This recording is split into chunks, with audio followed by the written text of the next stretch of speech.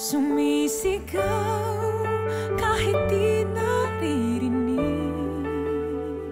Hinahanap daw ni Calvin si Tita Glenda eh. Pero may 3 lugar na napipinpoint kung saan siya nandun. Tulungan natin si Calvin. Akala ko ba gusto mo na umiwas kay Calvin? Kahit hindi maganda yung paghihiwalay namin, naging totoo pa rin siyang kaibigan sa akin. Calvin, bumalik ka na. Delikado yung ginagawa mo. Ayoko magsayang ng panahon. Kailangan ko siya makita. Don't tell me, hahanapin mo si Tita na mag-isa. Unless may kasama kang iba. Bakit? Kasama mo si Angela? Sa kanya ka ba humingi ng tulong? Claire, tumigil ka nga. Pinapairal mo na naman yung pagka-paranoid mo eh. Pati yung pagkasilosa mo, yan na naman eh. Please, huwag ka makipag-away ah. I don't have time for that. Sabi ko naman sa'yo, huwag ka nang tumakas. Paano ka nasasaktan ni Odessa? Ang sakit. Kaya kong tiisin habang humihinga ako. Laban ako para sa pamilya ko. Si Francis ba alam ng latest? Si Francis na lang kaya ang puntahan natin. Kung wala yun sa bahay nila, nandun yun sa Laguna. Kung saan nandun si Glenda. Pero magpasama tayo kay Larry kung ganun. Alam mo naman si Francis pag uminit ang ulo nun. Elmo, ano nangyari?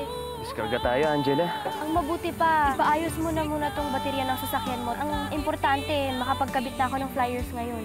Calvin! Angela! Gusto ko sanang makatulong sa'yo, Calvin. Papunta sana kaming San Vicente ni Elmo para ipaskil tong mga to. Alam kong gusto mo makatulong, pero I never imagined you'd go this far. Thank you. Thank you, Angela. Thank you.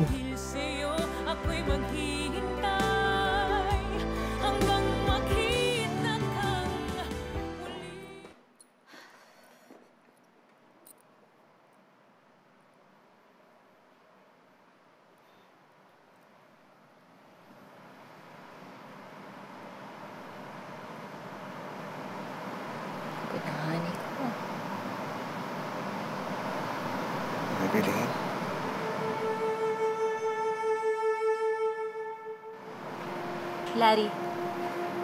Larry, hinihintay ka na ng mga tao sa site. Oo nga pala.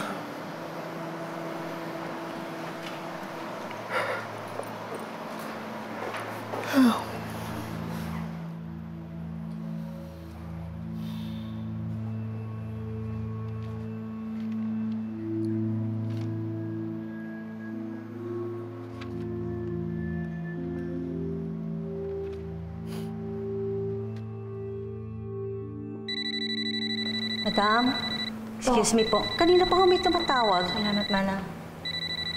Si Larry. Larry, napatawag ka?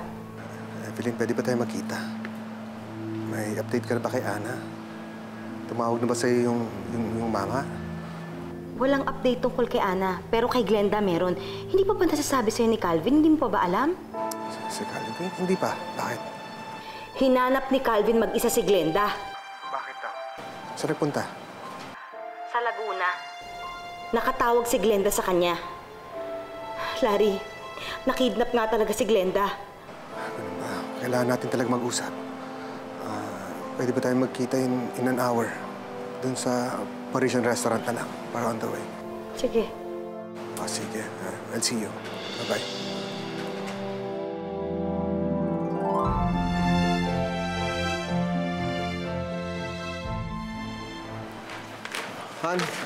Han, mauna na ako. Han, do you have Mary's number? Ang weird din, nawala siya sa contacts ko. Can I have it? Sige, sunod mo na lang mamaya. Okay. Sige.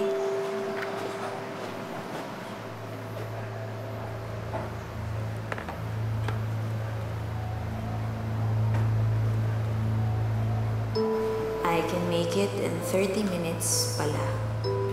See you sa Parisian Resto.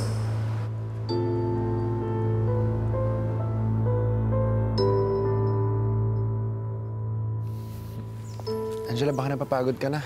Magkapahinga muna tayo. Kaya ko to, Calvin. Okay lang ako. Tsaka di ba sabi mo, dito naman na dumadaan yung mga jeep.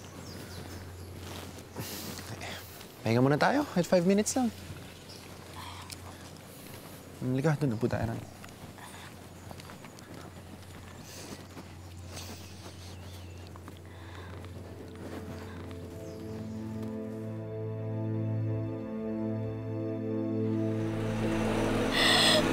Angela! Angela, anong ginagawa mo dito? Pinalayas ako.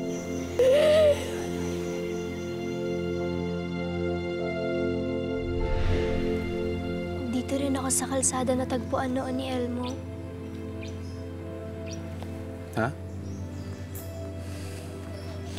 Nung napalayas ako sa inyo, sa kalsada na sana ako matutulog noon eh. Kung hindi niya ako natagpuan. Hindi ko kasi alam kung saan ako pupunta. Calvin, pasensya ka na. Don't get me wrong, ha? Wala akong ibang ibig sabihin doon. Wala akong pinapatamaan or something. Naalala ko lang talaga. Sorry, Angela. Calvin, ayan ka na naman. Tama na yan. Angela, alam ko kulang yung mga sorry sa lahat ng ginawa ko sa'yo. Pero sorry sa lahat ng atraso ko. Sorry dahil naduwag ako. Sorry dahil wala akong kwentang lalaki.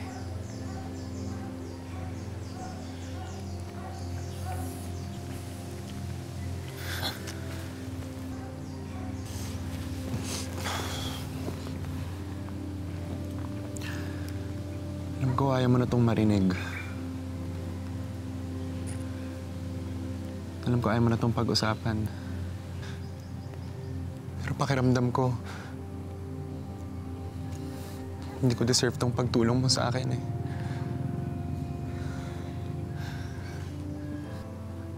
Angela, ang dami kong atraso sa'yo. Pero andito ka pa rin, tinutulungan mo ako.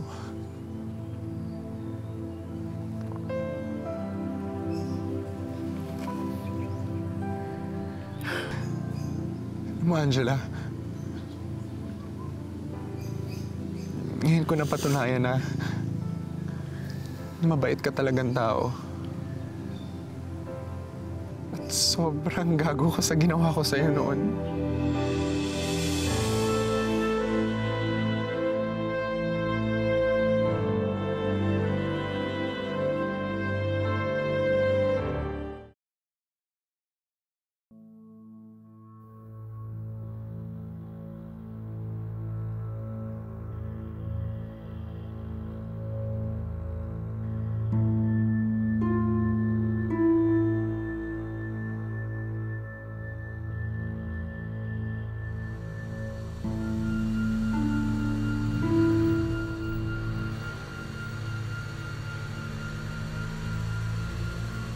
Ma'am Margaret, ikaw to ah. Magkasunod lang kayo ni Glenda. Hindi ba kayo nagkita? Imposibleng hindi kayo nagkita sa parking. Nagsisinungaling ka kanina nung sinabi mong sa opisina kayo huling nagkita. Sinungaling ka! Sinungaling! Sandali, pare. Ikaw ang huling kasama at kausap ni Glenda, Margaret. Para sa akin, ikaw pa rin ang dapat na prime suspect.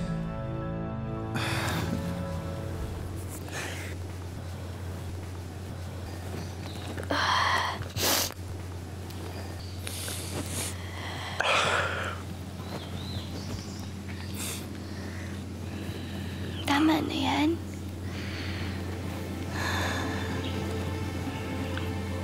Wala naman tayo dito para balikan ang nakaraan. Nandito tayo para kay Ma'am Glenda. Salamat, Angela. Salamat. Dahil binigyan mo ako ng pagkakataong makapasok ulit sa buhay mo.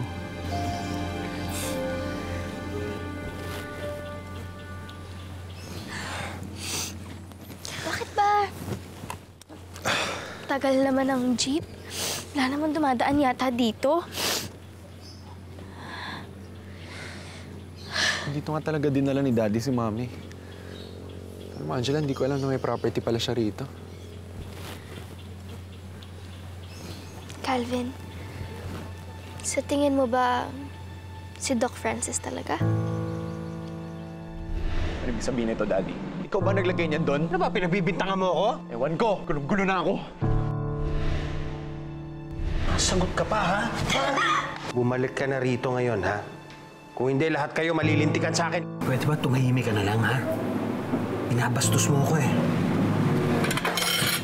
Binabastos mo ako. Nakita mo naman, di ba? Angela, ikaw mismo. Witness ka dun sa pagmamalupit niya. Besides, si Mami na mismo nagsabi kay Tita Margaret. Pero mag-asawa kasi sila. Parang ang hirap lang paniwalaan. Ang hirap isipin. Angela, wala na akong maisip na iba pang motibo eh. O kundi si Daddy, sino pa ba? Ayun na, Angela.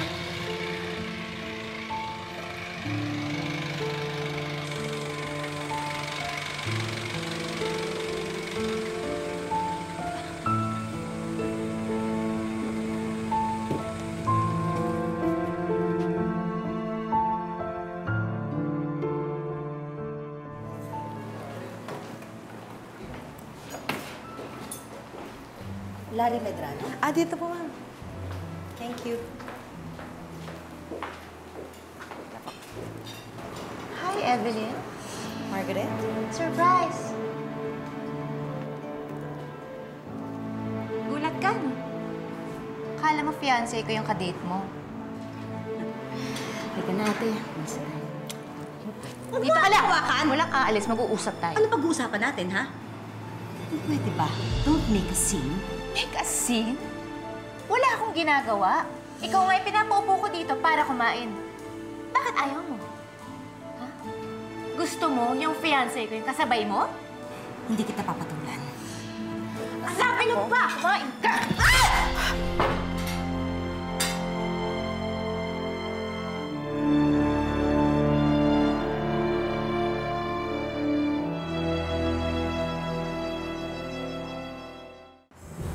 Ate, kaya ko na to. Ako na bahala dito. Alam mo, pinipilit kong intindihin kung bakit ka ganyan sa akin, kung ano yung pinanggagalingan mo kung bakit ganyan mo ako tratuhin. Pero sa totoo lang, tao lang ako eh. Napipikon din ako. Ano? Walantika! Subukan mo! Tingin mo yung asawa ko! Alam mo, walang nakikipag-away sa'yo eh. Ikaw lang ang ganyan. Tingin mo yung asawa ko, walantika! Ano?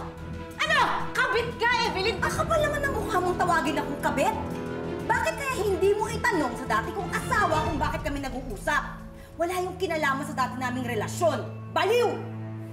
Halika na, Evelyn.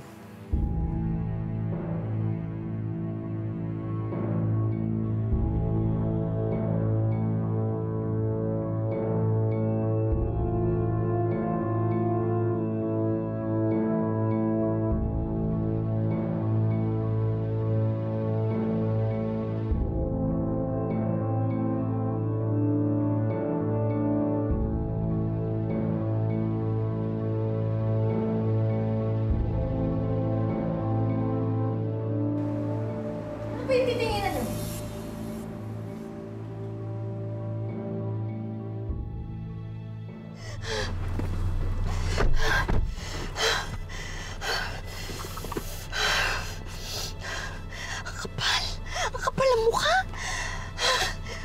Para sabihan ako ng kabit? Bakit mo kasi ako pinigilan? Eh di sana sinungalngal ko yung babae na yon. Ano ba kasi ginagawa niya doon? Nasaan si Larry? Hindi ko alam. Wala na akong pakialam sa kanila. Bahala na sila sa buhay nila. Si Larry naman gusto makipagkita, hindi ba? At saka, ano ngayon? Kahit hiwalay na kayo, that doesn't change the fact na anak ninyo si Ana, common concern ninyo si Ana. Ano yan?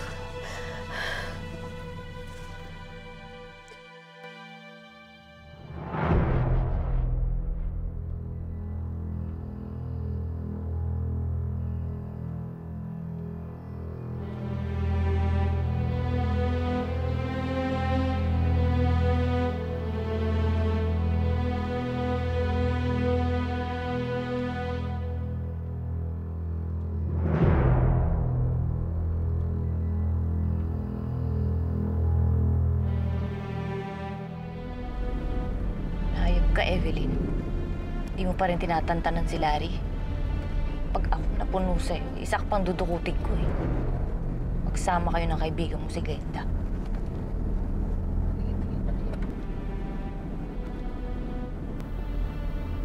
Francis yun.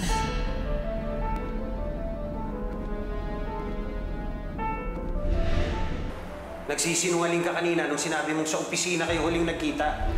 Sinungaling ka! Sinungaling! Isa ka pa. Magsama kayo ng asawa mo, parehas kayong makulit.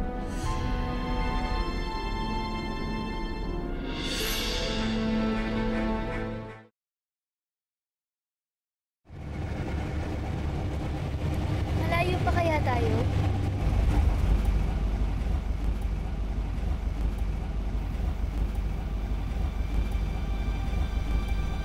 Angela, ngayon ko lang na-realize na. Salamat sa pagtulong niyo sa akin ni Elmo. Sabi ko naman sa'yo, di ba? Gusto kong makatulong. Pati si Elmo.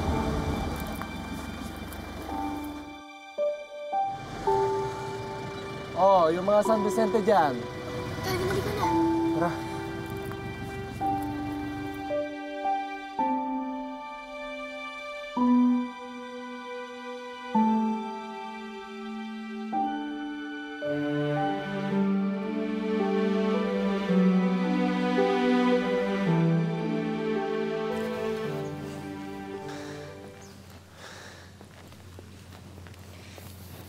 Malayo pa kaya dito yon?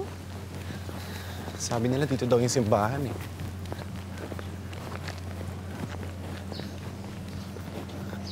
Ayun oh. Magtanong kaya tayo. Sige. Sir, excuse me po. Saan ba dito yung simbahan? Doon. Mga 6 na kanto mula dito. Malapit lang po ba dun yung riles ng tren? Riles? Medyo malayo. Pero rinig po dun yung tunog ng tren? Opo, maririnig naman. Salamat po. Sana nandun si Mami, Angela. Sana nga. Halika, punta na tayo doon. Halika na.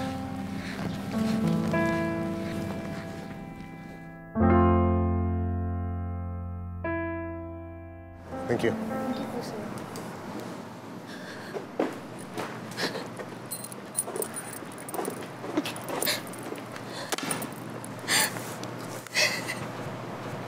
Han? Okay ka lang? Galing ako sa labas. Nandiyan si Francis. Sinusundan niya ako. Natakot ako sa kanya. Ba't kanya sinusundan? Tsaka bakit ka natatakot? Di ba nga ako yung pinagbibintangan niya kung paano nawala si Glenda? Di ba yung sinasabi niya ng isang araw? Natatakot ako sa pwede niya gawin sa akin. Han, alam mo naman si Francis, di ba? Please, kausapin mo siya. Gawa mo ng paraan. Kausapin mo siya. Pagsabihan mo. Ako na bahala.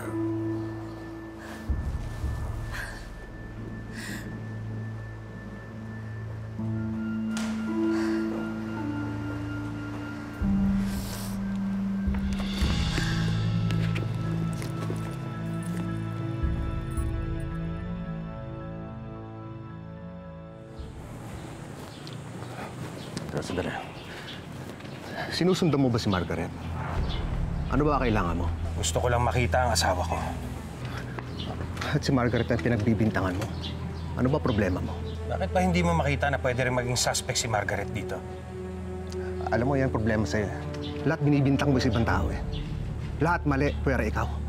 Lahat pinag-iinitan mo. Si Calvin, si Evelyn.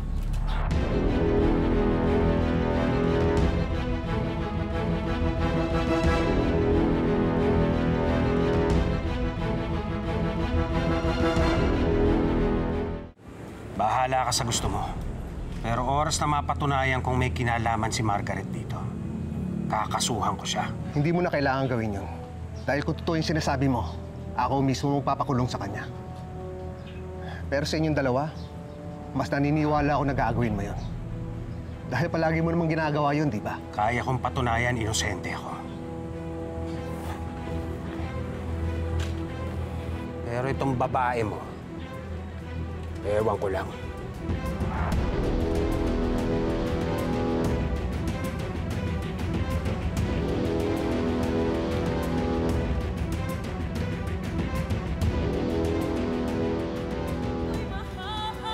Angela, hindi ko na marinig yung ingay ng tren eh. Calvin, kaya natin to. Huwag tayong susuko, ha? Kaya natin to. Angela, may matutunguhan kaya itong paghahanap natin. Paano kung huli na ang lahat? Paano kung may masamang... Calvin, huwag kang mag-isip ng ganyan. Huwag mo sabihin yan. Hindi pwede malaman ni Calvin. Di ako payag! Huwag nang pahirapan ang sarili mo. Hindi ako pwede mag-antay na patayin na lang ni Odessa. Larry, ano pa bang ginagawa mo dito? Alam ba niya nandito ka at ginagawa mo yan? Gaano mo ba kakilala yung Margaret na yan, ha? Matagal-tagal na rin kami magkakilala, Ate Helen. Pero meron siya mga ugali ngayon lang lumalabas. Abalari, mag-ingat ka. Nakakatakot